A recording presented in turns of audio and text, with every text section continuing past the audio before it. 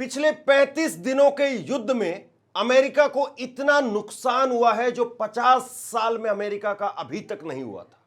Iran ने वो नुकसान किया है अमेरिका का जो 50 साल में कोई नहीं कर पाया। इतने फाइटर जेट गिरा दिए हैं और एक अपने पायलट को बचाने के लिए, एक अपने कर्नल को बचाने के लिए हजारों करोड़ रुपए के विमान वो नष्ट हो गए हैं।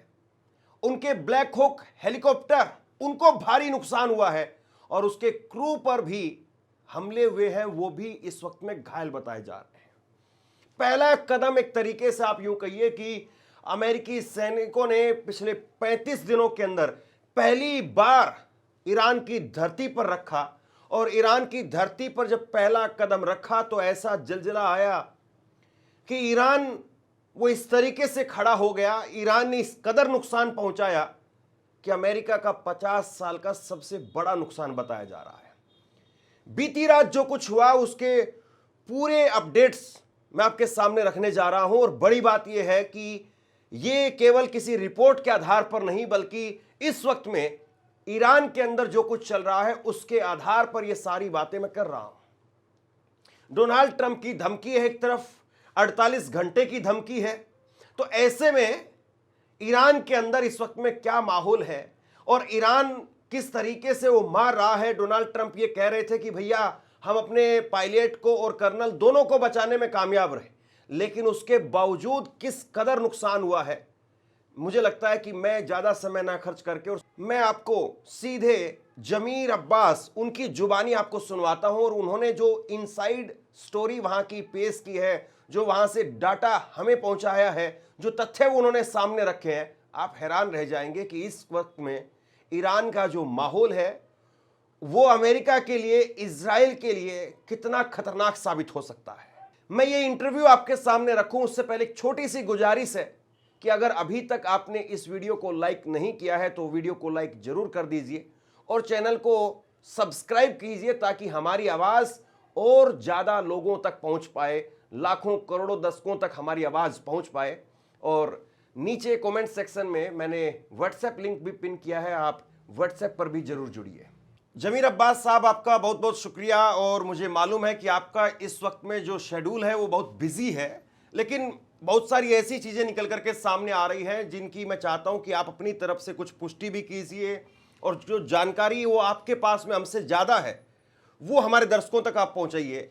सबसे पहले तो मैं बात करना चाहूंगा पायलट को लेकर के, कर्नल को लेकर के। F-15 विमान गिरा और उसके पायलट को अमेरिका ले गया।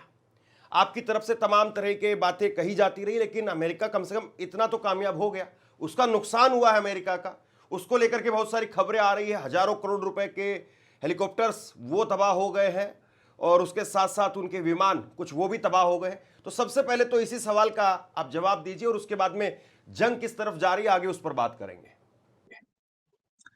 जी शुक्रिया बहुत बहुत धर्मेंद्र जी, आपको सलाम और आदाब और उम्मीद करता हूँ आप खैरियत से होंगे और आपके तमाम व्यूवर्स के लिए भी दुआ करता हूँ कि जहां रहें खुश रहें, सुकून में रहें, हमेशा उनकी जिंदगी में खुशहाली हो। धर्मेंद्र जी, सबसे पहली तो ये कि पिछले 3 दिनों में ईरान ने जितने फाइटर जेट्स, ड्रोन्स और हेलीकॉप्टर्स और हॉक्स को गिराया है, पिछले 50 साल में अमेरिका के इतने कभी नहीं गिरे। यानी ये एक फैक्ट, 50 साल में अमेरिका के कहीं इतने ड्रोन्स और फाइटर जेट्स इतने कम वक्त में नहीं गिरे हैं। दूसरी चीज ये है कि F-15 50 साल में सबसे बड़ा नुकसान किया है डेफिनेटली। कम से कम फाइटर जेट्स जो उनके गिराए हैं कभी उनके नहीं गिरे। देखिए F-35 तो उनका आज तक कभी गिरा ही नहीं था। ईरान पहली कंट्री है जिसने F-35 गिराया। F-35 तो कभी गिरा ही नहीं था। F-15 जो गिरा है, जहां से इजेक्ट करके ये निकले हैं, तो ये तो क्लियर है कि ईरान ने F-15 गिरा दिया, ये तो क्लियर है ना। और वैसे धर्मेंद्र जी, आपको मैं एक बात बता दूं, ईरान की तरफ से जिन लड़ रहे हैं। जिन आप जानते हैं ना, जिन होते हैं, जिनों की आर्मी, क्योंकि ईरान की आर्मी तो खत्म हो गई, नेवी भी खत्म हो गई, डिफेंस भी खत्म हो गया, एयरफोर्स भी खत्म हो गया। जब सब खत्म हो गया तो ये गिरा कौन रहा है? ये गिरा कौन रहा है? तो ये तो क्लियर हो गया। तीसरी चीज, यानी ये ईरानी भूत नहीं है, ईरान की आर्मी है। जो ईरान की आर्मी वो भूत बन करके इस वक्त में टूट रही है अमेरिका पर, कम से कम। जी बन के टूट रही है। तीसरी चीज ये है कि ये जो मलबे के वीडियो मैं आपके साथ शेयर करूंगा, शायद आपके आपके पास होगा, जो वीडियोस यहाँ से रिलीज हुई हैं, जो इनके फाइटर जेट्स जो गिरे हैं या जो इनके हॉक्स हैं, हेलीकॉप्टर्स वो गिरे हैं, तो उसके वीडियोस मैं शेयर करूंगा। तो ये अमेरिका की जीत नहीं, बहुत बड़ी हार है। अच्छा, एक और चीज मैं आपको धर्मेंद्र जी, मैं बहुत इंटरेस्टिंग है, आप इसको देखिएगा कि सेंटकॉम जो पूरे इस रीजन में जो अमेरिका का हेडक्वार्टर है वो कतर में है, वो उसे सेंटकॉम कहते हैं। सेंटकॉम का ऑफिशियल हैंडल जो है, उसने अभी तक ये शेयर ही नहीं किया है कि हमने कोई पायलट को रेस्क्यू किया है। तो अगर इतनी बड़ी खबर होती और यूएस की मिलिट्री की जो हेड ऑफिस है सेंटकॉम, उसे तो रिलीज करना चाहिए था भाई, उसे खुश होना चाहिए था, सबसे पहले पायलट का इंटरव्यू लेना चाहिए था। नहीं, लेकिन ट्रंप ने कहा है कि वो ठीक है, स्वस्थ है, थोड़ा सा बीमार है, थोड़ा चोटिल हुए हैं। हाँ, वो तो ये ट्रंप कह रहे हैं ना, ट्रंप की कौन सी बात पे हम विश्वास कर सकते हैं? अभी तक ऑफिशियल मैं ये कह रहा हूं कि अमेरिकन मिलिट्री ऑफिशियल्स ने किसी ने स्टेटमेंट नहीं दिया है, और अमेरिका का जो हेड ऑफिस है सेंटकॉम, उसने भी ट्वीट नहीं किया है, उसने भी मैसेज जारी नहीं किया है कि हमने किसी हमारे सोल्जर को या किसी हमारे कमांडर को रेस्क्यू किया है। तो ज्यादा प्रोबेबिलिटी जो है अभी फिलहाल, क्योंकि हमारे पास फैक्ट्स नहीं है, और धर्मेंद्र जी जब तक हमारे पास एग्जैक्ट फैक्ट नहीं होते, सिर्फ हम लोग अजम्पशन या प्रोबेबिलिटी की बात को, आशंकाओं की बात पे बात कर रहे हैं। तो ट्रंप ने जो कहा है, एक आशंका है कि भाई उन्होंने उठा लिया होगा। ठीक है, एक सोल्जर को उठाने के लिए आपने इतने हजारों का नुकसान कर दिया, इतने सोल्जर मारे भी गए हैं, जिनको देखिए अमेरिका में जो मारे जाते हैं उनकी कोई वैल्यू नहीं होती है, क्योंकि वो मारे गए हैं, उनको बाद में कुछ भी बता देंगे। लेकिन जो जिंदा रहते हैं वो क्योंकि आके सामने इंटरव्यू दे सकते हैं, उनके लिए खतरनाक होते हैं। तो इस पूरे प्रोसेस में उनका नुकसान ज्यादा हुआ है। अगर हम ये मान भी लें कि 1% मान लें कि उन्होंने रेस्क्यू भी कर दिया है, तो किस कॉस्ट पर, किस कॉस्ट पर, ये बहुत अहम सवाल है। तो ईरान ने अपनी कुव्वत और कुदरत दिखा दी कि एयर स्पेस में भी ईरान के पास ताकत है, ईरान जवाब भी दे सकता है, F-15 भी गिरा सकता है, MQ-9 भी गिरा सकता है, हरमुज भी गिरा सकता है, और साथ में इनके हॉक्स को भी गिरा सकता है। तो ईरान ने ये सब चीजें साबित कर दी हैं, और अगर ये जंग चलेगी आगे तो ईरान और सरप्राइजेस दुनिया को देगा इंशाल्लाह, जैसी जंग आगे बढ़ती रहे। हाँ, मैं आगे एक सवाल पर जाऊं और इस इंटरव्यू को थोड़ा सा और आगे बढ़ाएं, उससे पहले मैं एक सवाल इसी से जुड़ा हुआ और कर लेता हूं। मान लीजिए कि अब तो चलिए स्वीकार कर लेते हैं कि अमेरिका ने रेस्क्यू कर लिया होगा। ये जो कुछ हुआ है पिछले 24-48 घंटे के अंदर, इसके क्या लेसन्स रहे हैं? क्योंकि अभी एक तरीके से आप यूं कहिए कि ये लिटमस टेस्ट था। अगर कल को जमीनी जंग अगर होती है, अगर उनके सैनिक यहां पर आते हैं, तो ये अमेरिका के लिए भी एक तरीके से, क्योंकि उन्होंने भी देख लिया कि भैया आपकी धरती पर उतरने का मतलब क्या है, और आपने भी देख लिया कि अमेरिका के लोग उतरते हैं तो क्या कुछ है। तो क्या लेसन्स जो है वो यहां से निकल करके सामने आ रहे हैं? आपकी ऑब्जर्वेशन क्या है इसको लेकर? जी, सबसे पहली चीज ये कि नुकसान किसका हुआ, एक चीज ये। दूसरी चीज, नुकसान तो बिल्कुल क्लियर है कि अमेरिका का कितना ज्यादा हुआ। तो अगर अमेरिका थोड़े से ऑपरेशन में छोटी सी जगह पर इतना ज्यादा नुकसान करेगा, तो ईरान कई लाख किलोमीटर है ईरान। मैं आपको एक एग्जांपल दूं, इराक, अफगानिस्तान और सीरिया, ये सब मिला लेंगे तो भी ईरान से कम है। ईरान इतना बड़ा है, यानी कई लाख स्क्वायर किलोमीटर का ईरान है, ठीक है। यानी आप यूरोप के 12 देश अगर एक साथ मिला लेंगे तो एक ईरान बनेगा। ईरान इतना बड़ा है। तो जब ईरान पर हमला करने की बात आएगी, तो जंग के अंदर जो मिलिट्री एक्सपर्ट्स बताते हैं, एक होता है मैं नेट प्रैक्टिस कर रहा हूं, क्रिकेट खेल रहा हूं, ठीक है, अब मैं मार रहा हूं, लग रहा है नहीं लग रहा है, आउट नहीं हो रहा हूं, मैंने मार दिया, मुझे लगा 6 चला गया, लेकिन मैच में तो आउट हो जाऊंगा ना। एक होती है नेट प्रैक्टिस और एक होती है रियल मैच। रियल मैच में आउट होते हैं, रियल मैच में मरते हैं, है ना। तो अमेरिका अगर आता है जमीन पर, ठीक है, तो सबसे पहली चीज आपको जंग के अंदर एक चीज है जिसे मिलिट्री एक्सपर्ट्स कहती है री इन्फोर्समेंट। यानी क्या, मिसाल के तौर पर आपने 5,000 सिपाहियों को उतार दिया, ठीक है, अब 5,000 सिपाही हवा खा के तो जिंदा नहीं रहेंगे, है ना। एक उनको एयर कवर चाहिए कंटिन्यूअस, या तो वो गुफाओं में जाएं, या तो वो सेंटर्स में जाएं। वो जो ईरान को पता है, उनको तो पता नहीं है कि ईरान ने कैसे तैयारी की है जंग की, पहाड़ों के अंदर ईरान की, क्योंकि चारों तरफ से ईरान पहाड़ों से घिरा हुआ है।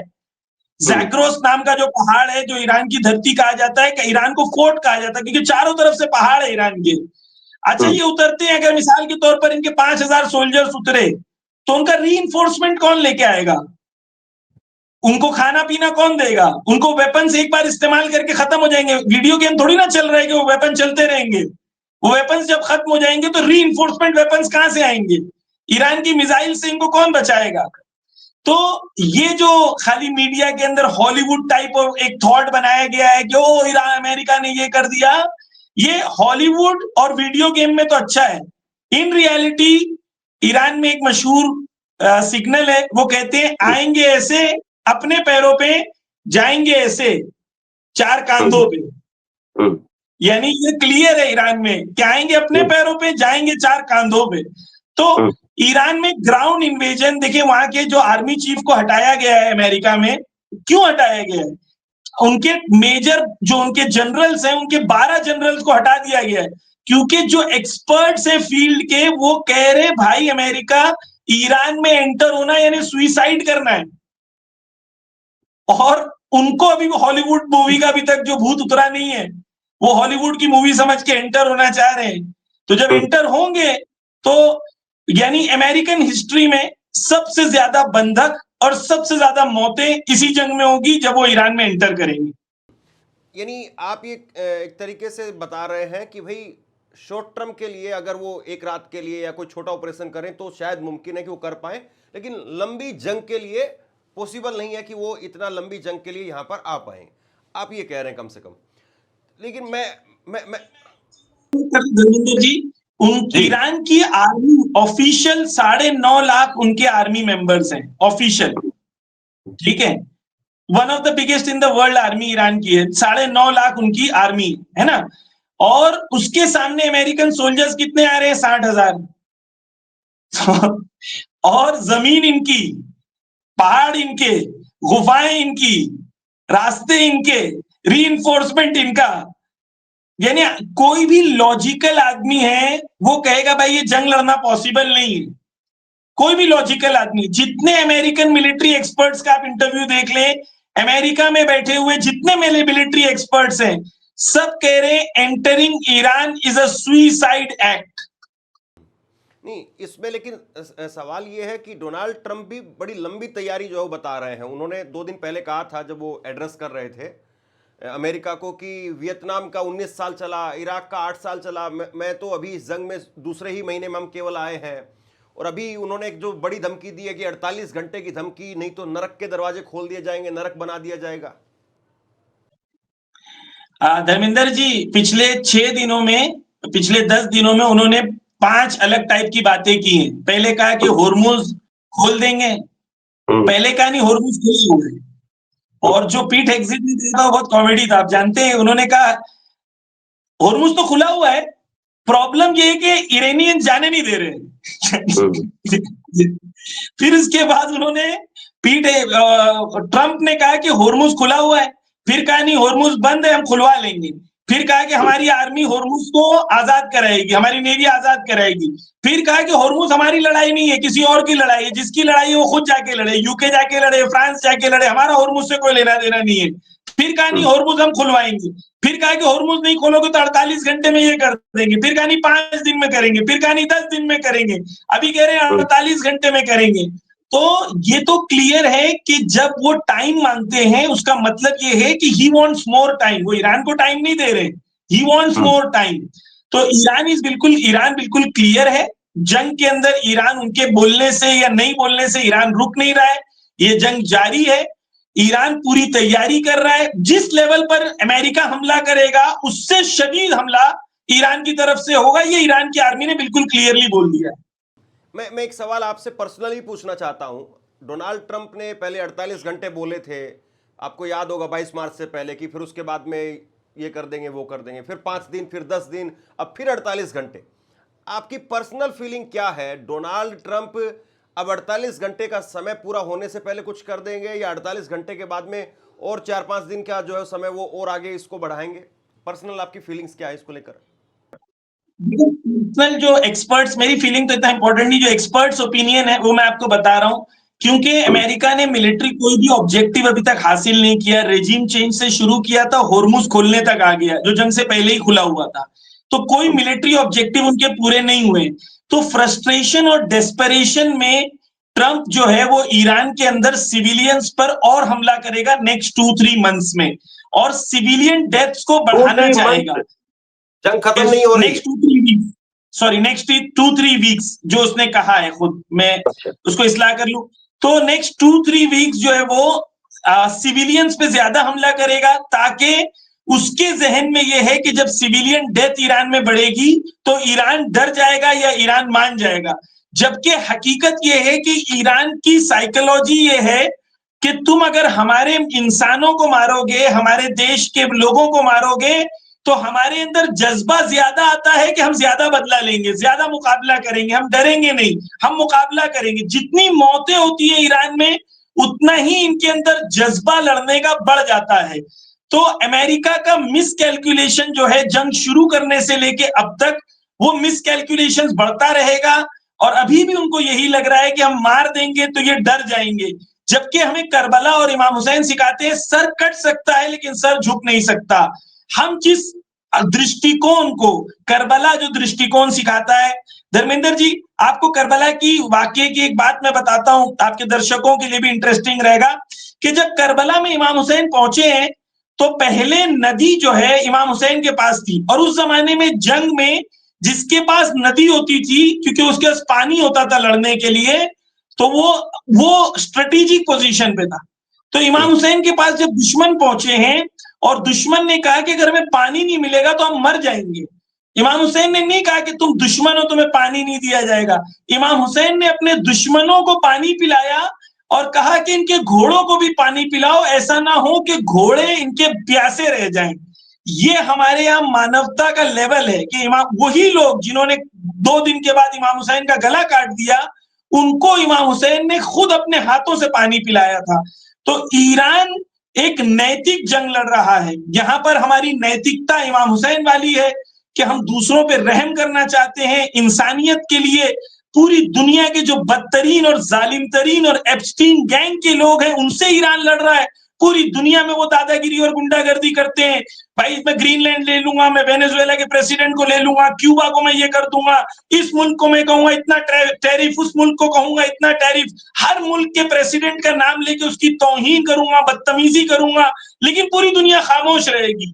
ईरान उस गुंडागर्दी, उस दादागिरी के खिलाफ खड़ा है, और ईरान की जनता को यह पता है कि हम कितनी बड़ी नैतिक जंग लड़ रहे हैं, और इस नैतिक और इस मॉरल जंग के लिए जितनी कुर्बानी देनी हो हम देंगे, और पूरी दुनिया को दिखाएंगे कि जालिम की ताकत नहीं जीतती, मजलूम की पुकार जीतती है। और मजलूम जब यूनाइट हो जाए और जालिमों के मुकाबले पे खड़े हो जाए तो मजलूम की जीत होती है। मैं एक मिसाल देना चाहूंगा, धर्मेंद्र जी आपने देखा होगा कि शेर जो है, नेशनल ज्योग्राफिक पे आपने देखा होगा वीडियोस, नेशनल ज्योग्राफी पे, कि एक शेर होता है वो हमला करता है और 100 गाय होती हैं, सारी गाय भाग जाती हैं। एक बार एक गाय का बछड़ा पकड़ा जाता है और गाय की मां जो है वो कहती है मैं बदला लूंगी, और वो अकेले बदला नहीं लेती है। फिर जब 100 गाय मिल जाती हैं तो शेर भाग जाते हैं, शेर 10 होते हैं लेकिन सब भाग जाते हैं। शेर की ताकत उसकी ताकत में नहीं होती, उन गाय के दिल में जो खौफ और भय होता है उसके अंदर उसकी ताकत होती है। जब ईरान की तरह पूरी दुनिया के लोग उस भय से, उस खौफ से, उस डर से लड़ेंगे और कहेंगे कि हम नहीं डरेंगे, तब पूरी दुनिया के लोग इक्वालिटी और जस्टिस के साथ रह पाएंगे, तब ये गुंडागर्दी दुनिया से खत्म होगी और पूरी दुनिया में इक्वालिटी और जस्टिस और अदल और इंसाफ। ये बड़ी अच्छी बात जो आप कह रहे हैं, लेकिन शायद ऐसी सबकी भावना होती तो शायद ये बातचीत अब नहीं कर रहे होते, युद्ध नहीं हो रहा होता। लेकिन अब युद्ध हो रहा है, वो एक कड़वी सच्चाई है, उसको स्वीकार करना पड़ेगा। मैं एक सवाल आपसे ये पूछना चाहता हूं कि ये ईस्टर और संडे, आज की रात, ईस्टर को लेकर के, संडे को लेकर के, आज की रात को लेकर के आपका अनुमान क्या है? क्योंकि बहुत सारे लोग ये भी कह रहे हैं कि शायद कहीं ना कहीं कुछ न कुछ हो सकता है। पिछली बार जब 48 घंटे का उसने कहा था और जब 48 घंटे खत्म होने वाले थे, उस रात को मैंने एक ग्राउंड रिपोर्ट किया है कुंभ से। सभी मीडिया चैनल पर मैंने खुद उस पर पूरी ग्राउंड रिपोर्टिंग किया। वही रात को, जिस रात को 48 घंटे खत्म होने वाले थे और ट्रंप ने कहा था कि आज रात कयामत की रात होगी, उस रात को मैंने ग्राउंड रिपोर्ट किया था। ईरान में पब्लिक जो रास्ते पे थी वो 3 टाइम्स बढ़ गई थी, क्योंकि ट्रंप ने धमकी दिया था। तो ईरान की जनता ये कहना चाहती थी कि हम तुझसे नहीं डरते। तो ईरान की जनता में जो इस वक्त भावना है, जो फीलिंग्स हैं, जो जज्बात हैं, वो ये हैं कि हम किसी से नहीं डरते। अगर जान देनी होगी जान दे देंगे। एक शख्स था, वो अपनी फैमिली को लेके आया था, उसकी 6 महीने का बच्चा उसकी गोद में था। वो कह रहा है मैं रोज नहीं आता हूं, लेकिन आज इसलिए आया हूं क्योंकि ट्रंप को बताना है कि अगर इस देश के लिए, सच्चाई के लिए, सत्य के लिए, हक के लिए मुझे अपने बेटे को भी बेटे की भी जान देनी हो तो मैं अपने बेटे की जान देने के लिए तैयार हूं, लेकिन जालिम के सामने झुकने को तैयार नहीं हूं। ये फीलिंग इस वक्त ईरान में है। और आपने अगर वीडियोस देखे होंगे ईरान में, रात के वीडियोस, आपने वीडियोस देखे होंगे, बाजू में बम गिर रहा है लेकिन लोग नारे लगा रहे हैं, लोग कह रहे हैं हम डरते नहीं है। तो ये फीलिंग जो है इस वक्त ईरान में बहुत कवी है।